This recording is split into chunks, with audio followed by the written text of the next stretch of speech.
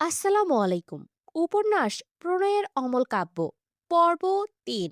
লেখনীতে DRM সোহাগ। ইরফানের সারা রাত বসে হেঁটে নয়তো এপাশ ওপাশ পায়চারি করে কেটেছে। সারা রাতে মোটামুটি ১ প্যাকেট সিগারেট পোড়ানো শেষ। ইজি চেয়ারে বসে লাস্ট সিগারেট ডান হাতের দু আঙুলে ধরে বার দুয়েক টোকা দিল। এরপর আবারও ঠোঁটের ফাঁকে ছেড়ে কয়েকবার শূন্যে ধোঁয়া ছুড়ল। সিগারেটের অবশিষ্ট ছোট্ট অংশটা ফেলে বসা থেকে উঠে দাঁড়ালো। আবারও খানিক পায়চারি করলো। ফজরের আজানে ইরফান দাঁড়িয়ে যায়। আকাশপানে চেয়ে আজানের প্রতিটি ধ্বনি শুনল। সারা রাত এমন ঠান্ডা পরিবেশে উদাম গায়ে থাকায় শরীর ঠান্ডা হয়ে গিয়েছে। তবে ইরফানের মাঝে কোনো ভাবান্তর নেই। আজান শেষে ওয়াশরুমে গিয়ে অজু করে বের হলো। ঘরে নামাজ পড়ে শুদ্ধকে ঠেলতে লাগলো। শুদ্ধর নড়চড় নেই। বিরক্ত হয়ে জোরে সোরে একটা লাথি দেয়। শুদ্ধ ঘুমের মাঝে ঠাস করে পড়ে যায় বিছানা থেকে। কোমরে এক হাত দিয়ে ঘুম ঘুম চোখে বলে, কোন বিয়াদব আমায় ফুটবল ভাবছিস রে? আরে ভালো করে দেখ, আমি মানুষ। ইরফান পাত্তা দিল না শুদ্ধর কথা। সে চুপচাপ শুয়ে পড়ল। এদিকে শুদ্ধর ঘুম উবে যায়। ধরফর করে উঠে বসে। কাল রাতে একবার পড়েছিল, এখন আবার। ঘুম ঘুম চোখে বিছানার দিকে তাকিয়ে দেখলো ইরফান আয়েশ করে শুয়ে। দাঁতে দাঁত চেপে বলল, তুই আমায় ফেলেছিস? এই মির্জাফরদের মতো আচরণ করা বন্ধ করবি তুই? ইস, কোমরটা গেল আমার। ইরফান চোখ বুজে বলে, ২ ঘন্টা পর ডেকে দিবি। ঘুম থেকে উঠে যেন ১ কাপ ব্ল্যাক কফি পাই। শুদ্ধ দাঁত কিরমির করে বলে, আমাকে তোর কাজের মাসি মনে হচ্ছে? না, কাজের মামা মনে হচ্ছে। Don't disturb me. শুদ্ধ উঠে দাঁড়ালো। ইচ্ছে করলো ইরফানের পাছায় এক লাথি দিয়ে একদম ওর বাড়ি পাঠিয়ে দিতে। শালা বেয়াদব তার জীবনটা ভেজে খায়। সাধে কি আর বলে তার মামির কপাল পুড়েছে। এমন ঘাড়তারা জামাই আর ছেলে নিয়ে যে কিভাবে সংসার করলো তা ভেবেই শুদ্ধর মনে হয় তার মাথার চুল পাক ধরে যাবে। এসব রেখে সেও নামাজ পড়তে গেল। মায়েরা সকালে উঠে নামাজ পড়ে নিল। মাথা ব্যথায় ঘুম ভালো হয়নি, কিন্তু সকালে ওঠার অভ্যাস তার। তাই বিছানায় সারাদিন চোখ বুজে থাকলেও তার ঘুম আসবে না সে জানে। ভোরের আলো ফুটেছে। ঘরের দরজা খুলে মায়েরা চুপি চুপি এদিক ওদিক উকিঝুঁকি দিল। ধীর পায়ে ঘর থেকে বেরোলে তার সামনে শাশুড়িকে দেখে স্ট্যাচু হয়ে যায়। রোমানায়াস গম্ভীর মুখে মায়রার দিকে চেয়ে আছে। মায়রা তার শাশুড়ির তাকারই মাথা নিচু করে নিল। রোমানায়াস গম্ভীর গলায় বলে, ইরফান কোথায়? মায়রা মাথা নিচু করে ভ্রু কুঁচকে তার শাশুড়ির দিকে তাকালো। নামটা আজকেই প্রথম শুনল। এই বাড়িতে কে কে থাকে সে তো জানে না। এই বেটা আবার কে? আর তাকেই বা জিজ্ঞেস করছে কেন? রোমানিয়াস কর্কশ কণ্ঠে বলে, কি হলো, কথা বলছো না কেন? মায়েরা ঝাঁকি দিয়ে ওঠে। আমতা আমতা করে বলে, জি, আসলে আমি তাকে চিনি না। আপনি যদি বলতেন সেই বাড়ির কোন সদস্য। রোমানিয়াস বিরক্তি হয়ে বলল, নিজের স্বামীর নামটাও জানো না? বিয়ে করেছো কেন তাহলে? মায়েরা ভ্যাবাচাকা খেয়ে গেল। আসলেই স্বামীর নাম জেনে নেওয়া উচিত ছিল। তবে মুখ নিষ্পিস করলো কিছু কথা বলার জন্য। অমন বেয়াদব পরের নাম জানার দরকারও নেই তার। কালকে রাতের কথা মনে পড়ল। লোকটা বাইরের দিকে বেরিয়ে যাচ্ছিল। অত রাতে ভালো ছেলেরা তো বাইরে যায় না। মুখ ফসকে বলে দেয়, আমার মনে হয় আপনার ছেলে খারাপ কাজে জড়িত। আপনার খোঁজ নেওয়া উচিত। রোমানোয়াস ধমকে বললেন, থাপ্পড় খাবে আমার ছেলের নামে আর একটা বাজে কথা বললে। এরই মাঝে তারেক নেওয়াজ ঘর থেকে বেরিয়ে এসে বলেন, ওকে এভাবে বকছো কেন? ও আমার ছেলের নামে উল্টাপাল্টা বলছে। একে তো স্বামীর নাম ধাম খোঁজ খবর কিছুই জানে না, তার উপর আবার অপবাদ দিচ্ছে। তারেক নেওয়াজ ফোঁস করে শ্বাস ফেলে বলল, তুমি রান্নাঘরে যাও। আমি ইরফানের খোঁজ নিয়েছি, ও শুদ্ধর বাড়ি আছে। রুমা নেওয়াজ গজগজ করতে করতে রান্নাঘরের দিকে গেলেন। মায়েরা মাথা নিচু করে মুখ বাঁকালো। মা ছেলে এক গোয়ালের গরু। মুখ থেকে শুধু নিম পাতার রস ঝরে। তারেক নেওয়াজ মায়রাকে বলে, নামাজ পড়েছো আম্মু? মায়েরা অমায়িক হেসে বলল, জি আঙ্কেল। আমি এখনো আঙ্কেল? বাবা হই তোমার, বাবা বলবে। মায়েরা এক কথায় রাজি হয়ে মাথা নেড়ে বলে, জি আচ্ছা বাবা। বিকেলবেলায় মায়রা তার শ্বশুরের সাথে বের হয়েছে। তারেক নেওয়াজ মায়রাকে নিয়ে বের হয়েছে। মূলত মেয়েটা গ্রামের মেয়ে, সারাদিন ঘরে বসে আছে। তাই ভাবলেন বাইরে একটু ঘুরিয়ে নিয়ে যাক। তার ছেলের তো খোঁজ নেই। একটা ব্যাপার ভাবলেন মায়রার কাছে ফোন নেই।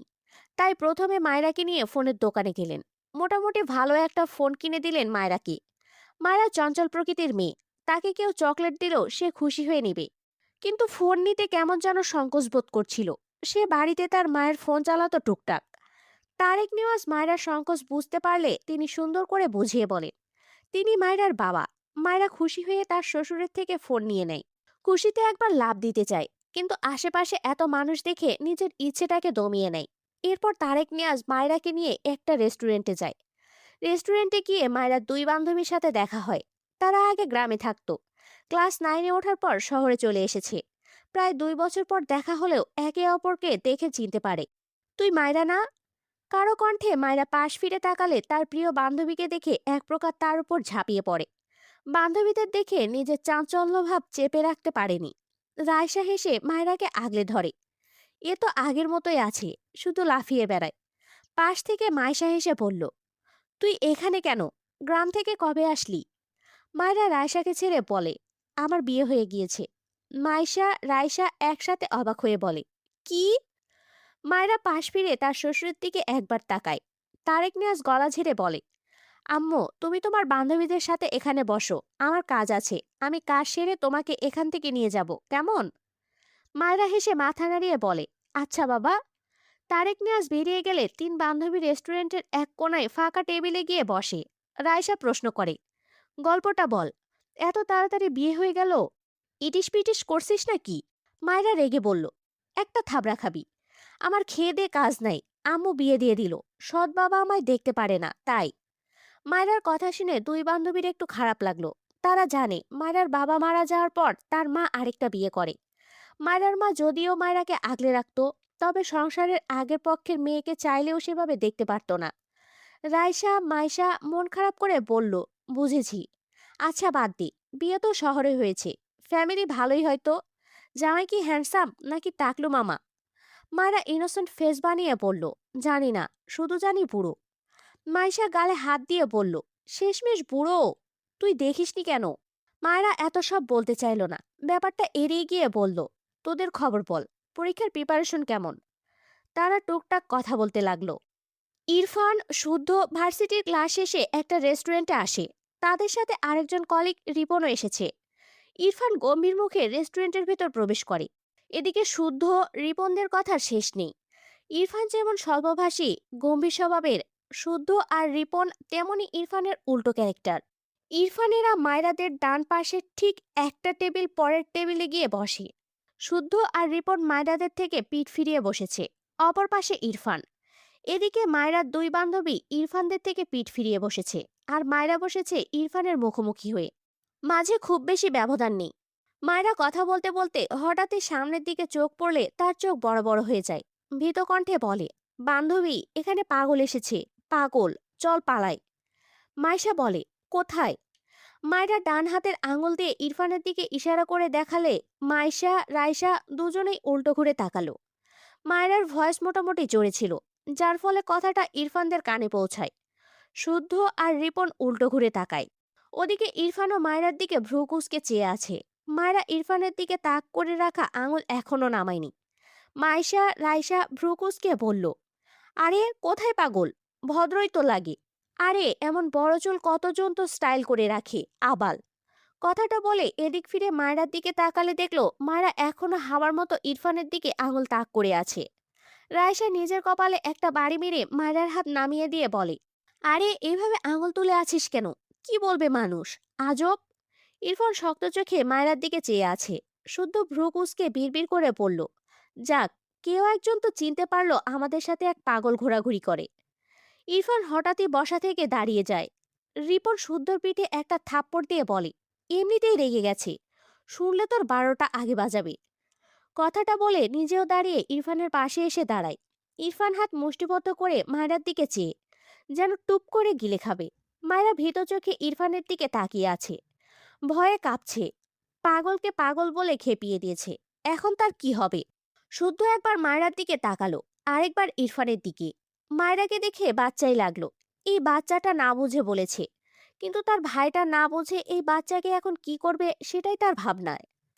ইরফান মায়রার দিকে এগিয়ে যেতে নিলে শুদ্ধ দ্রুত ইরফানের সামনে দাঁড়িয়ে বলে, মেয়েটা ছোট, এখানে সিনক্রিয়েট করিস না, বাদ দে। না বুঝে বলে ফেলেছে। আমি তো বলেছি তুই তামিল মুভির নায়ক। ইরফান রেগে চিৎকার করে বলে, ওর সাহস কি করে হয় আমাকে এভাবে বলার? মায়রা চোখ বড় বড় করে নিজেকে গুটিয়ে নেয়। ইরফান শুদ্ধকে ধাক্কা দিয়ে মায়রার দিকে এগিয়ে আসলে মায়রা ভয়ে একদম কোণায় গিয়ে গুটিসুটি মেরে নিচে লুকাতে চায়।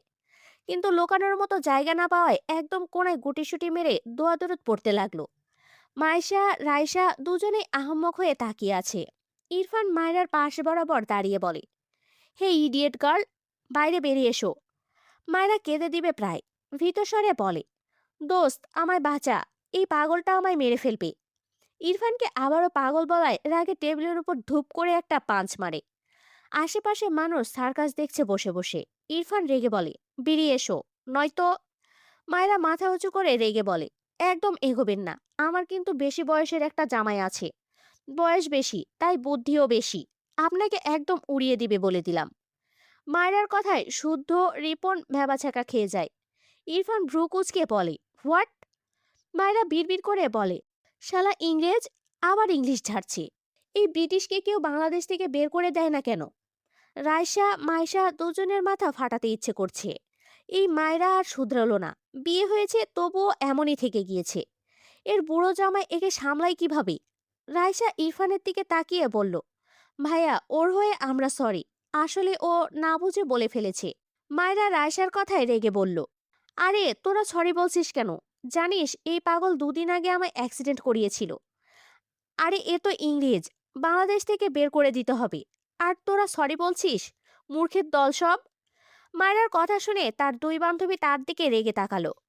উফ, এই মেয়েটার মুখ বন্ধ হয় না কেন, বুঝে পায় না। ইরফানের শরীরে যেন আগুন ধরিয়ে দিচ্ছে মায়েরার প্রতিটি কথা। শুদ্ধ ঢোক গিলে ইরফানকে জোর করে টেনে কয়েক পা পিছিয়ে নিয়ে আসে। মায়েরা যখনই দেখলো ইরফান একটু পিছিয়েছে, অমনি বসা থেকে দাঁড়িয়ে কোণা থেকে বেরিয়ে আসে। এক দৌড়ে চলে যাবে, তার আগে ইরফান এগিয়ে এসে মায়েরার হিজাব টেনে ধরে। মায়েরার পা থেমে যায়। কি সুন্দর করে হিজাব বেঁধেছিল, সব পিন ছুটে গেল বোধহয়। মাথা থেকে হিজাব ছুটে গেলে তার শরীরে তো কিছুই থাকবে না। সে ভয়ে মায়েরার পা থেমে যায়। শুদ্ধ পাশ থেকে ইরফানের শরীরে হাত বুলিয়ে বলছে, ছেড়ে দে রে, দেখ মানুষ তাকিয়ে আছে। ইরফান রেগে বলে, এই ইডিয়েট আমায় ভুলভাল পদবি দিয়েই যাচ্ছে, ওকে আমি ছাড়বো না, ওর লাইফটা জাস্ট হেল করে দিব আমি, স্টুপিড গার্ল। মায়েরা ইরফানের কথার মাঝেই সুযোগ বুঝে একটু এগিয়ে এসে ইরফান যে হাত দিয়ে তার হিজাব টেনে ধরেছে, সে হাতে তার দু হাত দিয়ে গায়ের জোরে খামচি দিয়ে ধরে। ইরফান রাগান্বিত চোখে ভ্রু কুঁচকে তাকায় মায়রার দিকে। মায়রা ভেবেছিল এই কাজ করলে লোকটার হাত আলগা হবে, সে সুযোগে সে পালাবে। কিন্তু এই লোকটা তো নির্বিকার। মায়রার নিজেরই হাত ব্যথা হলো। এই লোকের কোনো ভাবান্তর নেই। মায়রা অবাক চোখে ইরফানের দিকে চেয়ে ইরফানের হাত থেকে তার হাত সরিয়ে নিল। আজ সে শেষ। ঢোক গিলল, মুখ ফসকে বলে ফেলে, আপনার চামড়া বুঝি গন্ডারের? বলেই নিজের মুখ চেপে ধরল। তার বেফাস কথা যে শুধু মুখ ফসকে বেরিয়ে যায়, জমের সামনে দাঁড়িয়েও কথার লাগাম টানতে পারে না। ইরফান মায়রার হিজাবের কোণা ছেড়ে মায়রার বাম হাত শক্ত করে ধরে। মায়রার মাথায় কিছু আসছে না। ওদিকে মাইশা রায়শা নিজেরাও বুঝতে পারছে না কি করবে। এই মেয়েটার এসব বদ অভ্যাস আগে গ্রামে দেখাতো, তা না হয় মানা যায়। শহরে এসে অপরিচিত একজনের সাথে এমন কেন করছে? ভয় ডর কিছু নেই নাকি? মায়েরা ভয়ে ভয়ে ইরফানের দিকে তাকিয়ে বলে, দেখুন আমায় ছাড়ুন বলছি, আমার বুড়ো জামাই আপনাকে ছাড়বে না বলে দিলাম। ইরফান মায়েরাকে টেনে বাইরে নিয়ে যেতে চায়। এই ইডিয়েটকে আজ সে একটা শিক্ষা দিয়েই ছাড়বে। মায়েরা হঠাৎই মেঝেতে বসে পড়ে। ইরফান মায়েরার হাত শক্ত হাতে ধরে রেগে তাকায়। শুদ্ধ আর রিপন হাঁ করে চেয়ে আছে মায়েরার দিকে। এটা কি ভাই? মায়েরা ইনোসেন্ট ফেস বানিয়ে শুদ্ধর দিকে তাকিয়ে বলে, ভাইয়া আপনাকে দেখেই বুঝেছি আপনি হাই লেভেলের ভালো, দয়া করে আমায় বাঁচান আপনার পাগল বন্ধুর হাত থেকে। শুদ্ধ চোখ বড় বড় করে তাকালো মায়েরার দিকে। কি সাংঘাতিক মেয়ে, কন্টিনিউয়াসলি ইরফানকে পাগল বলে যাচ্ছে, আবার তাকে পামও দিচ্ছে যেন বাঁচিয়ে দেয়। শুদ্ধ মনে মনে হাসলো, কোন বুড়োর বউ এই মেয়ে? তার তো দুঃখ হচ্ছে সেই বুড়োর জন্য। ভাবনা রেখে ইরফানের হাত ধরে বলে, আরে বাচ্চা মেয়ে, ছেড়ে দে। ইরফান মায়রার হাত ছাড়লো ঠিকই, কিন্তু আবারও মায়রাকে ধরতে গেলে মায়রা দ্রুত বসা থেকে উঠে এক দৌড় দেয়। ছাড়া পেয়েছে 1 সেকেন্ডের জন্য, সে সুযোগ কাজে লাগাবে না? কোনো দিকে না তাকিয়ে এক দৌড়ে বাইরে বেরিয়ে যায়। ইরফানের হাত ফসকে যায়। মায়রা ততক্ষণে রেস্টুরেন্টের বাইরে চলে গিয়েছে। ইরফান শক্ত চোখে মায়রার দিকে তাকিয়ে থাকে। শুদ্ধ হাঁ করে মায়রার দৌড়ে পগার পার হওয়ার দৃশ্য দেখল। বাদরের দৌড়ের স্পিড এই মেয়ের চেয়ে কম হয়তো। চোখের পলকে হাওয়া। ইরফান রাগে গজগজ করতে করতে শুদ্ধ শার্টের কলার ধরে বলল, ওকে ছাড়বো না আমি। শুদ্ধ ভ্রু কুঁচকে বলল, আমার শার্ট ধরে বলছিস ওকে ছাড়বো না? এসব কোন নীতি ফলো করে করিস বলবি? ইরফান বিরক্তি রাগে শুদ্ধর কলার ছেড়ে হনহন করে রেস্টুরেন্ট থেকে বেরিয়ে যায়। রিপন টেবিলে বসে এদের সার্কাস দেখছিল এতক্ষণ। শুদ্ধ পাশ ফিরে একবার মায়েরার বান্ধবীদের দিকে তাকালো। মাইশাও এদিকে তাকালে শুদ্ধর সাথে চোখাচোখি হয়। শুদ্ধ চোখ সরিয়ে নিয়ে রিপনের পাশে গিয়ে বসে। রিপন একটা স্যান্ডউইচে কামড় বসিয়ে বলে, তোর ভাই কই গেল? শুদ্ধ ডান হাতের শার্টের হাতা গোটাতে গোটাতে বলে, যেখানে খুশি যাক, আমার পেট আগে ভরাই। সারাদিন পেটে কিছু পড়েনি। রিপন অপর পাশে খেয়াল করলে দেখলো সেই মেয়ের দুই বান্ধবীর মাঝে একজন শুদ্ধর দিকে তাকিয়ে আছে তো আছেই। রিপন মিটিমিটি হেসে বলল, আই থিঙ্ক তোকে দেখে একজন ক্রাশ খাইছে মামা। শুদ্ধ বিরক্ত হয়ে বলে, খেতে দে। রিপন ভ্রু কুঁচকে বলল, তুই একটা চান্স দে, বাচ্চা মেয়ে, পুরাই মা। শুদ্ধ রেগে তাকায় রিপনের দিকে। রিপন মুখের লাগাম টানে। শুদ্ধ গম্ভীর গলায় বলে, মেয়েদের রেসপেক্ট করতে না জানলে ওদের নিয়ে কথা বলবি না। রিপন বোঝানোর সুরে বলে, আরে আমি তো তোর ভালোর জন্যই বলছি, নেগেটিভ মিন করে কিছু বলিনি। শুদ্ধ খেতে খেতে বলে, তোকে চেনা আছে, নতুন না। আর আমাকে এসবে জড়াবি না। সময় মতো সোজা বিয়ে করে নিব। রিপন ভ্রু কুঁচকে কিছু বলার আগেই শুদ্ধ আবারও বলে, অ্যান্সার পাবি না, তাই চুপচাপ খেয়ে নে, আমাকেও খেতে দে। রিপন আর কিছু বলল না। মায়েরা রেস্টুরেন্ট থেকে দৌড়ে বেরিয়ে দেখে তারেক নেওয়াজ রেস্টুরেন্টের ভেতরে ঢুকছে। মায়েরা দ্রুত তার শ্বশুরের হাত ধরে বলে, বাবা আমাদের কথা শেষ, বাড়ি চলুন। তারেক নেওয়াজ কিছু বলার আগেই মায়েরা নিজেই টেনে নিয়ে যায় তার শ্বশুরকে। তারেক নেওয়াজ ভ্রু কুঁচকে বলে, বিল দিয়ে আসি আম্মু। মায়েরার পা থেমে যায়। পিছন ফিরে দেখলো রেস্টুরেন্টের দরজার পাশে ইরফান দাঁড়িয়ে। অসম্ভব, আর ওদিকে যাওয়া যাবে না। মেকি হেসে বলল, বাবা ওদের আমি পরে দিয়ে দেব, আপনি আমায় বাড়ি নিয়ে চলুন প্লিজ। তারেক নিয়াজ ভ্রু কুঁচকে বলে, তোমার কি কোনো প্রবলেম হয়েছে আম্মু? মায়েরা আমতা আমতা করলো। সে কি বলবে? তার ছেলের বউ বাইরের এক ছেলের সাথে ঝামেলা বাঁধিয়ে এসেছে। হঠাৎই পেটে হাত দিয়ে বলল, বাবা আমার মারাত্মক বাথরুম পেয়েছে, প্লিজ চলুন। তারেক নিয়াজ থম্মত খেয়ে বলল, আচ্ছা আম্মু চলো। মায়েরা এবার উকি দিয়ে দেখলো ইরফান এদিকেই আসছে। তাকে এখনো দেখেনি। সে দৌড়ে গাড়ির অপর পাশে গিয়ে বসলো। তারেক নিয়াজ মায়েরার ব্যবহারে খানিকটা অবাক হয়েছে। মেয়েটা বেশ চঞ্চল। গ্রামের মেয়ে একটু একটু এমন হয়। তবে মায়েরা কয়েক ধাপ এগিয়ে মনে হলো। ছেলের বউ হিসেবে খারাপ লাগলো না। এরপর তিনি গাড়িতে উঠে ড্রাইভারকে গাড়ি স্টার্ট দিতে বলেন। মায়েরা স্বস্তির নিঃশ্বাস ফেলল। এ যাত্রায় বেঁচে গিয়েছে। ইরফান বেশ কিছুক্ষণ দাঁড়িয়ে এদিক ওদিক তাকালো। রাগে মাথা ফেটে যাচ্ছে। সবকিছু অসহ্য লাগছে। হনহন করে তার সাইড করে রাখা গাড়িতে উঠে বসে। তখনই তার ফোনে রিং হয়। বিরক্ত হয়ে পকেট থেকে ফোন বের করলে দেখে তার মা। ফোঁস করে শ্বাস ফেলে রিসিভ করে। বলো। ওপাশ থেকে রোমানিয়াস বলে, তোমার খালামণিরা এসেছে, বাসায় এসো। ইরফান বেশ কিছুক্ষণ চুপ থাকে। কোনো অ্যান্সার করে না। তার মা আবারও বলে, বাচ্চাদের মতো পাগলামি করবে না। তোমার খালামণি তোমাকে দেখতে এসেছে। আশা করি আজ শুদ্ধর বাসায় না গিয়ে এখানে আসবে। ইরফান এবারও চুপ। গাড়ির স্টিয়ারিং শক্ত হাতে চেপে ধরে। রাগ কমেনি বিন্দুমাত্র। একটু আগের রাগ কমার আগেই মনে পড়ল বাড়িতে এক বাচ্চা আছে যাকে তার গলায় তার বাবা মা ঝুলিয়ে দিয়েছে। সেই রাগে কথা বেরোচ্ছে না। রোমানিয়াস ভেজা গলায় বলে, তোমরা বাবা ছেলে পেয়েছটা কি বলবে? তোমার বাবা আমার কথা শোনেনি। এখন যখন বিয়েটা হয়ে গিয়েছে, তুমি আমার কথা শুনছো না। মায়ের ভেজা কণ্ঠে ইরফান কিছুটা দমে গেল। চোখ বুজে শ্বাস ফেলে বলল, আসছি। এই বলে কল কেটে তার বাড়ির দিকে গাড়ি ঘোড়ায়।